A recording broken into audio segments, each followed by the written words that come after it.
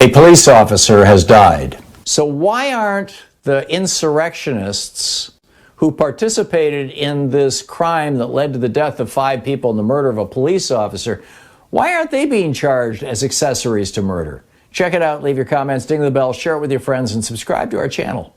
Well, first off, I want to thank you for the service that you provide us. I've been listening to you since Air America time. Never called in before, but you're so informative, and I really appreciate it. Well, thank you for calling. I agree with, I think your sentiments that the Democrats aren't going to get Republicans on board for any big things that we need to do. So the Democrats should push through as much as they can, not trying to bend and make things, okay for Republicans to get on board.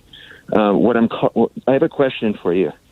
I know that in the past, there have been stories that people who have associates, say, I know there was a young black man who was just driving a car with some friends, and his friends ended up shooting a drug dealer. And the driver, he had no connection to the murder, but he was charged for murder because he was an accessory. He was with the group. Why cannot all the people who broke in to the Capitol, and including Trump, who incited the riot and the violence, why can they not be charged with murder of the 5 people that died there? Particularly Officer Sicknick, who was intentionally killed. Most of the others were trampled, accidental deaths. But I agree with you. I think that, you have a small number of people who are actual murderers. We need to find the people who who crushed that man's skull with a fire extinguisher and beat him to death. But then on top of that, every single person who participated in that crime is an accessory to murder.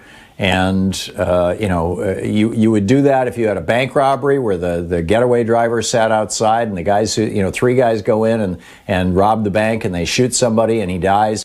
The guy driving the getaway car would be charged with a crime even though he wasn't even in the bank at the time. He would be charged with as an accessory to murder or for murder itself.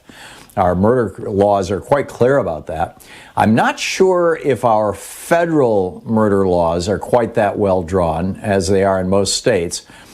And so there may be a little loophole there, but I doubt it, frankly. I would be surprised if that was the case. So I am with you, and I think the funeral of Officer Sicknick last night, which Fox News refused to air, because they so support the police, right? Is really kind of highlights it for all of us. So thank you very much, Ryan, for the call.